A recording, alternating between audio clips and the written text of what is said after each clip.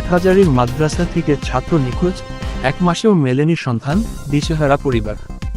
রাঙ্গামাটির লংগদু উপজেলার ঝরনাটিলা এলাকার বাসিন্দা মামুন 17 নামে এক মাদ্রাসার ছাত্র প্রায় 1 মাস ধরে নিখোঁজ রয়েছে। দীর্ঘ সময় পার হলেও এখনও তার কোনো সন্ধান না পাওয়ায় পরিবার চরম উদ্বেগ ও উৎকণ্ঠার মধ্যে দিন কাটাচ্ছে।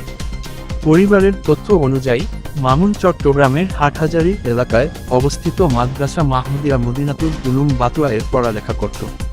রোজার প্রায় 1 মাস আগে হঠাৎ করেই সে নিখোঁজ হয়ে যায়। মামুনের বাবা ইসরাফিল গণমাধ্যম কর্মীদের জানান, ছেলে নিখোঁজ হওয়ার পর তিনি একাধিকবার মাদ্রাসায় গিয়ে খোঁজখবর নেওয়ার চেষ্টা করেছেন, কিন্তু মাদ্রাসা কর্তৃপক্ষের কাছ থেকে কোনো ধরনের সহযোগিতা পাননি বলে অভিযোগ করেন তিনি আরও জানান, মাদ্রাসার আশপাশে থাকা সিসি ক্যামেরাগুলো চালু থাকলেও সেই ফুটেজ দেখাতে বা দিতে রাজি হয়নি মাদ্রাসা কর্তৃপক্ষ।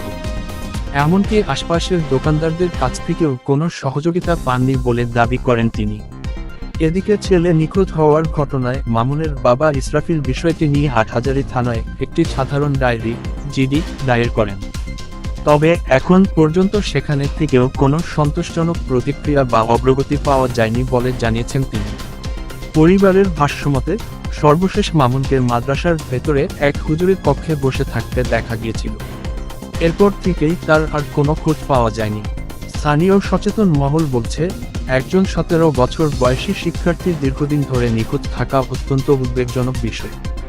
দ্রুত প্রশাসনের হস্তক্ষেপ ও সুষ্ঠু তদন্তের মাধ্যমে নিখোঁজ ছাত্র মামুনকে খুঁজে বের করার দাবি জানিয়েছেন তারা। স্পিকার, যদি কেউ মামুনের কোনো তথ্য বা অবস্থান সম্পর্কে জানেন, অনুগ্রহ করে নিকটস্থ থানায় যোগাযোগ করার জন্য অনুরোধ করা যাচ্ছে।